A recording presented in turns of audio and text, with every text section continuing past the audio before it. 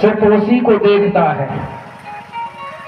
कहावत है ना, हमारा काम बनता भाड़ में जाए जनता, हमको क्या करना है। अरे आज हम अपने भाई से, और ये बताए देता हूं, भाई से भाई बेईमानी करता है तो इससे बड़ा पाप और कुछ नहीं होता है। भाई से भाई को कभी बेईमानी नहीं करनी चाहिए। भाई तो एक भाई होता है। अरे जिसने एक कूख से जन्म लिया, एक माता की गोदी में खेले, एक माता का दूध पिया, एक पिता की छत्र छाया में पले, और उनको समय आने पर भूल जाते हैं लोग। ऐसा नहीं होना चाहिए। ये सारी बातें जंगूदाई ने कुपार बाबा को सुनाती हैं कि कुपार, मैंने ये प्रण ठाना है। कुपार सुन सुन करके गदगद हो जाता है, गदगद हो जाता है। और फिर कुपार से सुन करके इतना मन प्रसन्न हुआ। क्या हुआ? क्षण भर तब ही प्रफुल्लित अति, पुनि भयउ निहालो। रहतार तब पूछो कयहु, कबन विधि असहारो। तो कुपार कहने लगा, दाई आपने जब शंभू बाबा के समक्ष ये प्रस्ताव रखे तो शंभू बाबा ने क्या कहा? तो जंगूदाई कहने लगी, ये सारे प्रस्ताव पास हो गए, और मातृ शक्तियों को सम्मान अगर किसी ने दिलाया है तो वो जंगूदाई ने दिलाया है, जंगूदाई ने दिलाया है। और उसी जंगूदाई को आज हमारा सगा समाज नहीं जानता है, नहीं पहचानता है। जिसने मातृ शक्तियों के लिए इतना बीड़ा उठाया, उस जंगूदाई को आज कोई नहीं जानता है। और फिर कुपार से पूछने लगी जंगूदाई कि हे बाबा, हे युवक, तुम यहाँ क्यों भटक रहे हो? बोला, दाई मैंने बता तो दिया कि मैं इसलिए भटक रहा हूं, क्या कारण है? जंगूदाई पूछती है कुपार से कि क्या कारण है, क्यों भटक रहे हो? तो वो क्या कहता है? अन्याय अत्याचार जगतो हो रहा हिंसाचारो, खोया वंशी समाज का कैसे हो धारो। कुपार बाबा कहता है, दाई मैं इसलिए भटक रहा हूं, इस संसार में मैंने देखा है अन्याय हो रहा है, अत्याचार हो रहा है, हिंसाचार हो रहा है, और गोंडी समाज बहुत गहरे दलदल में जा रहा है। मैं ये सोच करके निकला हूं कि इनका उद्धार कैसे होगा। तो कुपार जंगूदाई से क्या कहते? अरे हिंसाचारी जनन हिंसा हारे, पर पशु बैरू काला गुवाही।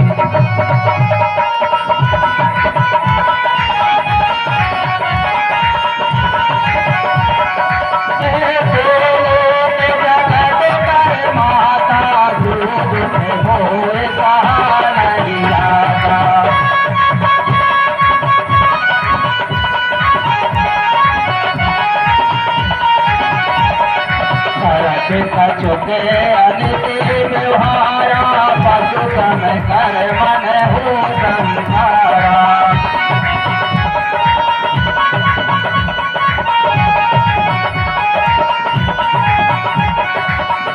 जन मत बोले है से बाला, हो गया पंग व्यंग बनवाला।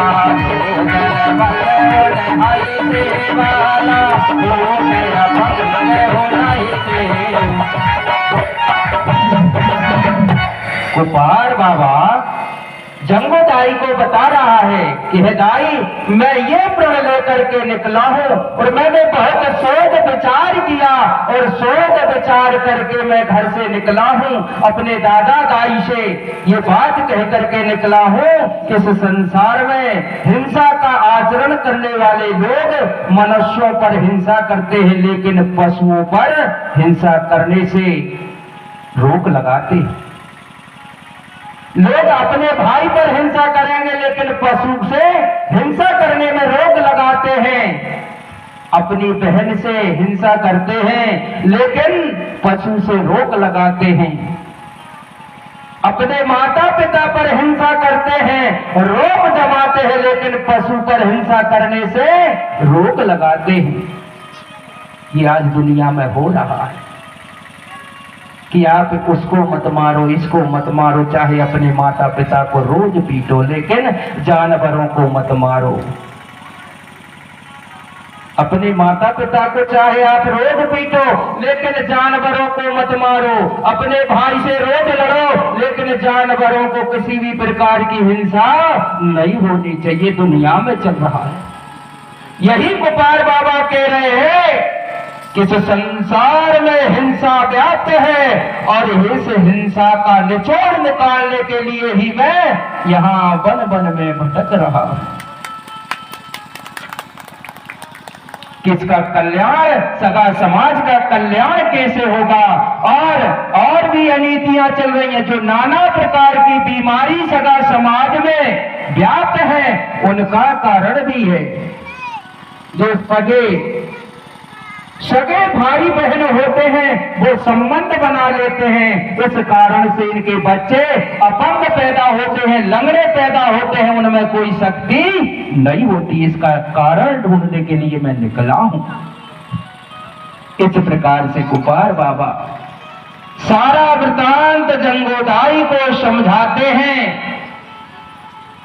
फिर कहने लगा, दाई मैं ऐसा स्थान ढूंढ रहा हूं जहां जाकर के मैं इन सारे प्रश्नों का जवाब पा सकूं, उत्तर पा सकूं। ऐसा जगह मुझे कहीं दिखाई नहीं दे रहा। तो क्या कहता है कि यहां पर जितने भी गणराज हैं वो सारे गणराज किसी ना किसी रोग से ग्रसित हैं, किसी न किसी कारण से ग्रसित है। इस प्रकार से गोपाल बाबा नाना प्रकार से समझाते हुए और कहते हैं, जंगोदाई मैं यही बात जानने के लिए, सगा समाज के कल्याण के लिए कहती है। और वह कहता है कि मुझे कोई रास्ता बताओ। तो जंगोदाई क्या कहती है, मातर तार कहते उपारही समझाए, सोए उपाय कीजे तुम्हें, कोई अजने सुख पाए। जंगोदाई कहने लगी, गोपाल सुनो,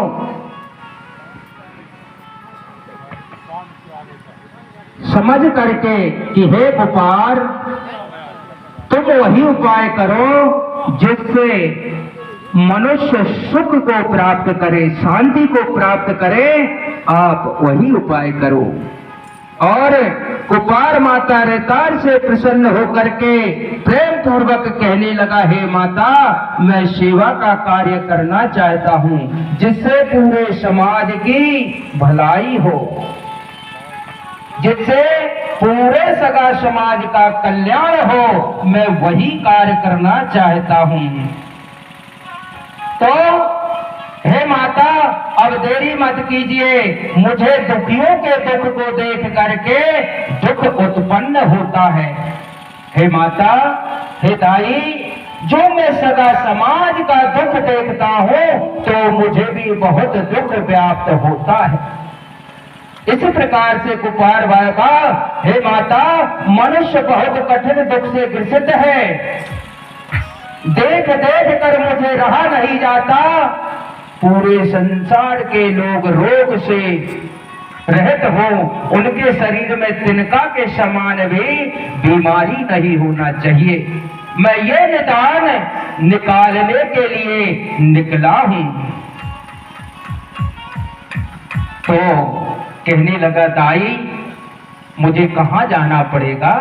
तो वह जंगूदाई कहने लगी एरगुट्टाकोर संभाग में एक ऐसा स्थान है जहां पर जाकर के और तुम सत्य की प्राप्ति कर सकते हो और इन सारे प्रश्नों को आप प्राप्त कर सकते हो। तो क्या किया, इतनी बात सुनकर के और बाबा कुपार अपने जंगूदाई को माथा नवाते हैं।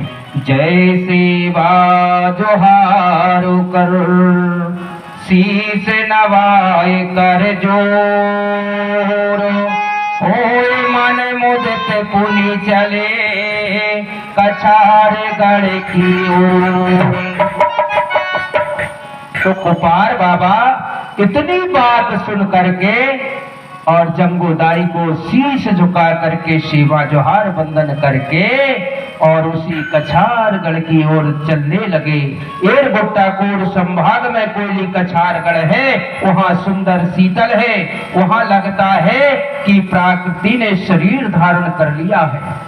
वहां ठंडी ठमंडी हवा बहती है, जिनका मन अधीर होता है वहां पर धीरज मिलती है। यानी कुपार बाबा उसी पर्वत की तरफ निकल जाते हैं और वहां से चलते हैं और चलते चलते क्या होता है, रास्ते में कुपार बाबा बहुत दिन के निकले हुए थे और रास्ते में उनको थकान महसूस हो जाती है। थकान महसूस हो जाती है और एक नदी किनारे विश्राम करने के लिए बैठ जाते हैं। वहीं बैठे बैठे कुपार बाबा को इतनी थकान आ गई थी कि बैठे बैठे एक लकड़ी के गोले पर बैठे हुए थे और वह लकड़ी का गोला नदी के किनारे पड़ा हुआ था। लकड़ी का गोला नदी किनारे पड़ा हुआ था, उसी पर कुपार बाबा को नींद आ जाती है और नींद जब आई तो इतनी गहरी नींद आई कि कुपार बाबा अपनी शुद्ध बुद्ध विचार देते हैं, शुद्ध बुद्ध विचार देते हैं। और उसी वक्त क्या होता है, ऊपरी छोर पर घनघोर बारिश हो जाती है। जो नदी का जो छोर था उस छोर पर घनघोर बारिश हो जाती है और जब घनघोर बारिश हो जाती है तो उस नदी में बाढ़ आ जाती है।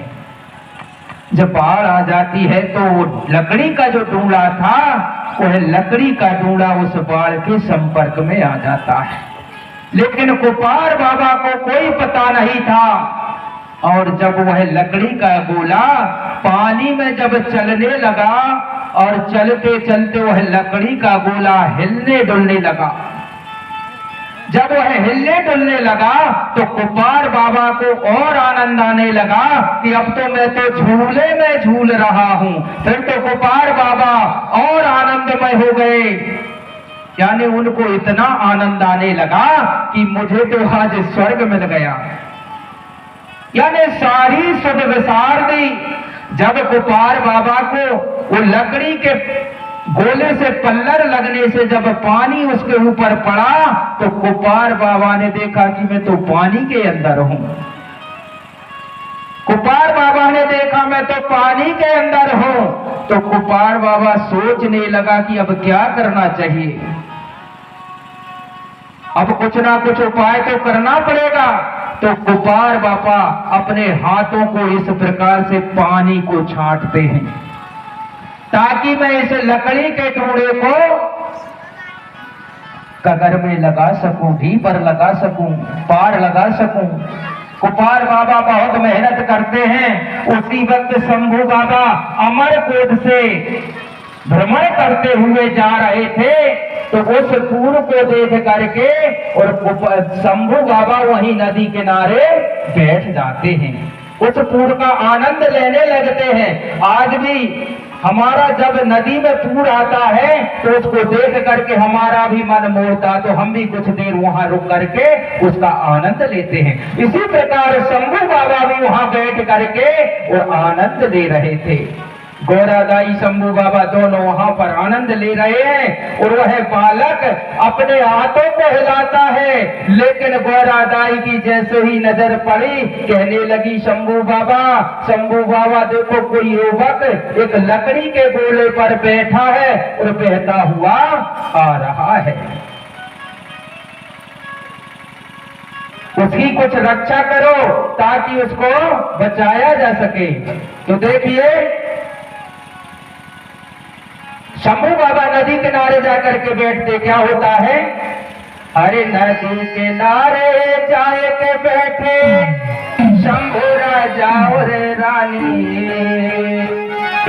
अरे नदी किनारे जाए के बैठे शंभू राजा और रानी, अरे नदी में बहता युवक देखा चल भाई बाबा ने, नदी में बहता युवक देखा चल भाई महारानी।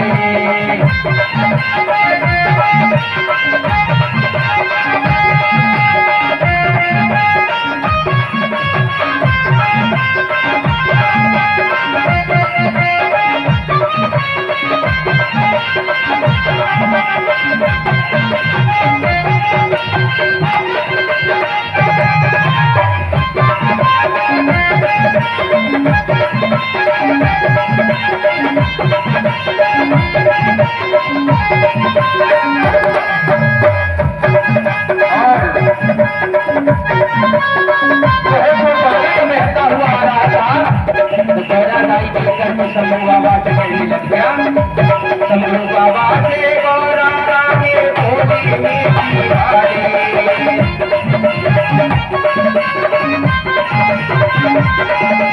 शंभू बाबा से गौरा रानी भोली मीठी बारी,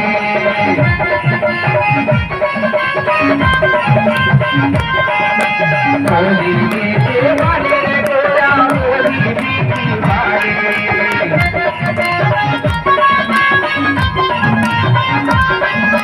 काले में बहता बालक देखा देख रही महारानी, काले में बहता युवक देखा देख रही महारानी।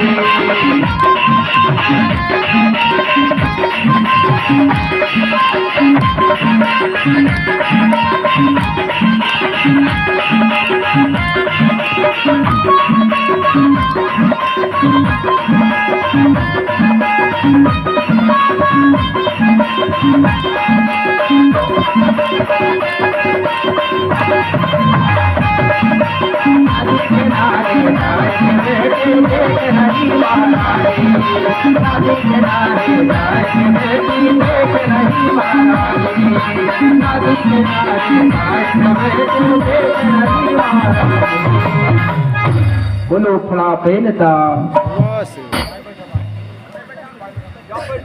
तो जैसे ही गौरादाई ने देखा,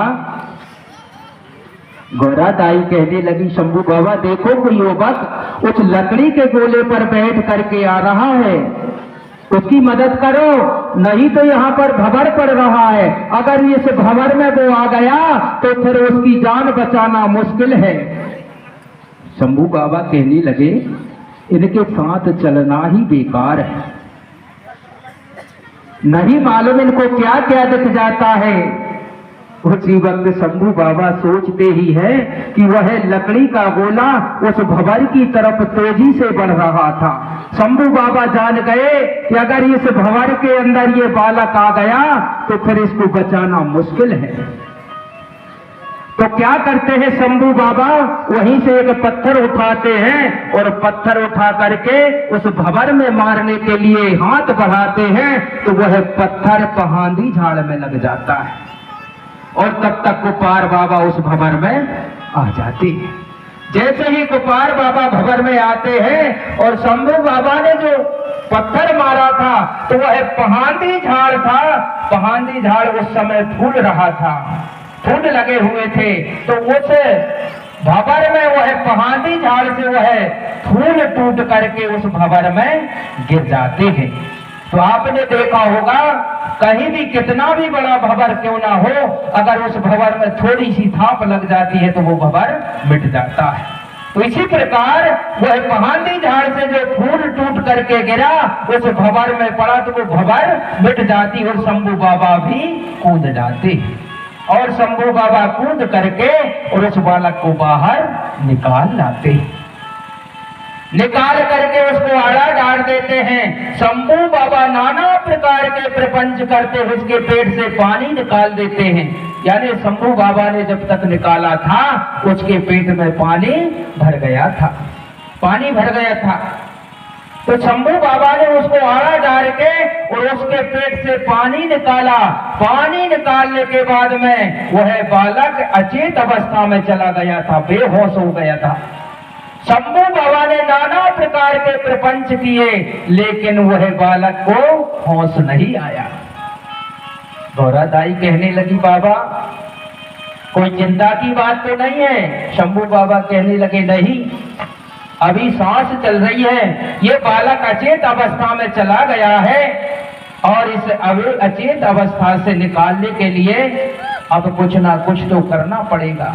होश में तो आ जाएगा, समय लगेगा लेकिन होश में आ जाएगा। शंभू बाबा नाना प्रकार से उस बालक को होश में लाने के प्रयत्न करते हैं लेकिन वो होश में नहीं आता है। फिर शंभू बाबा कहने लगे कि चलो इसको होश में लाने के लिए मैं एक और उपाय करता हूं।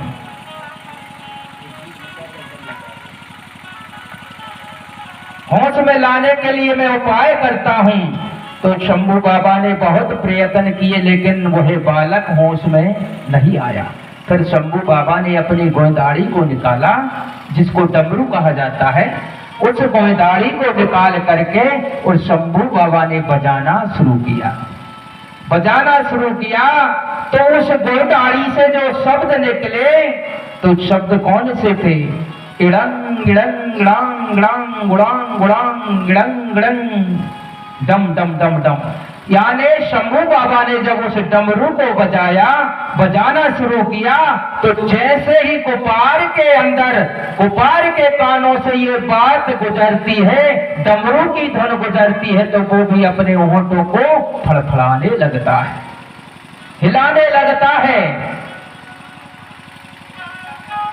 तो शंभू बाबा समझ गए कि अब इस बालक को होश आने वाला है।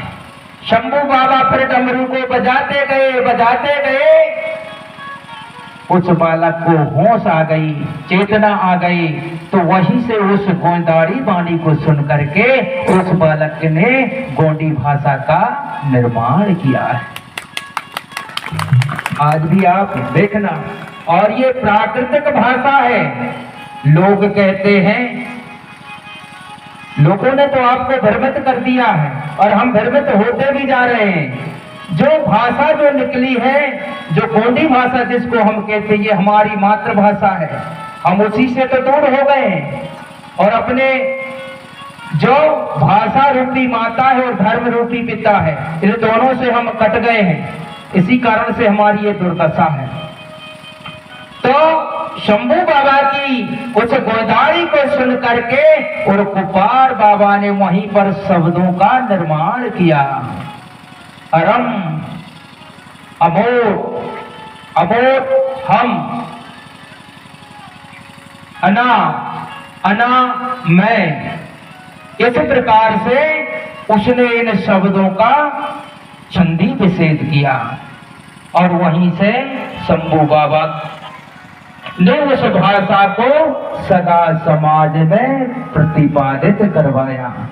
यानी ये भाषा जो है ये प्राकृतिक भाषा है और आपका जो गुरु है जिसको हम पहाड़ी पारी कुपार लिंगो कहते हैं, ये यही शोध करने के लिए तो निकला था।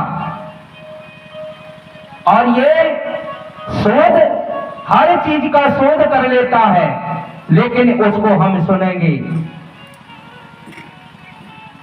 कि उसने कैसा शोध किया। फिर वहां शंभू बाबा पूछते हैं कि तुम कौन के बालक हो? तो वह बालक कहने लगा, मैं पूर्वाकोट गणराज के राजा पुलसुग का बालक हूं, मेरी माता का नाम हिरवा है। तो यहां क्या कर रहे थे तुम? बोले, मैं कोली कछारगढ़ की तरफ जा रहा था, वहां पर सत्य सार जानने के लिए जा रहा था। और बाबा, मेरे मन में नाना प्रकार के प्रश्न घूम रहे थे, उन प्रश्नों का मैं वहां पर जवाब ढूंढने के लिए जा रहा था। तो फिर तुम इस बाढ़ के पानी में कैसे आए? कुपार बाबा कहने लगे कि मैं बहुत दिन का निकला हुआ हूं, और वहां जाकर के एक छोटा सा गड्ढा था, उसमें पानी था, और वहां पर उस पानी के बाजू में एक लट्ठा डला हुआ था, लकड़ी का गोला डला हुआ था। उस लकड़ी के गोले पर मैं बैठ गया। तो वहां जैसे ही मैं बैठा, मैंने सोचा थोड़ा विश्राम कर लूं, और विश्राम करने के छोड़ो, वहां पर मुझे इतना अच्छा लगा, इतनी शांति मिली कि मुझे देर नहीं लगी कि मुझे कब नींद आ गई, मुझे खुद ही पता नहीं है। और नींद आ गई तो नहीं मालूम कब ऊपरी छोर में वर्षा हो गई, उसमें बाढ़ आ गई, तो मैं यहाँ पर बह करके आ गया। इस प्रकार से शंभू बाबा को कुपार बाबा समझाते हैं। तो चलिए हमारे हुईके जी एक छोटा सा गीत लेकर के आ रहे हैं, गीत का आनंद लेंगे, पुनः फिर हम आगे के विस्तार को सुनेंगे। तो चलो हमारे हुईके जी। हेलो हेलो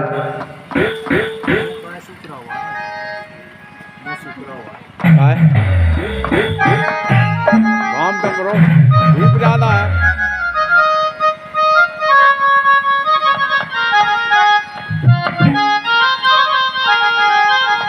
और ये परम शक्ति का भेदता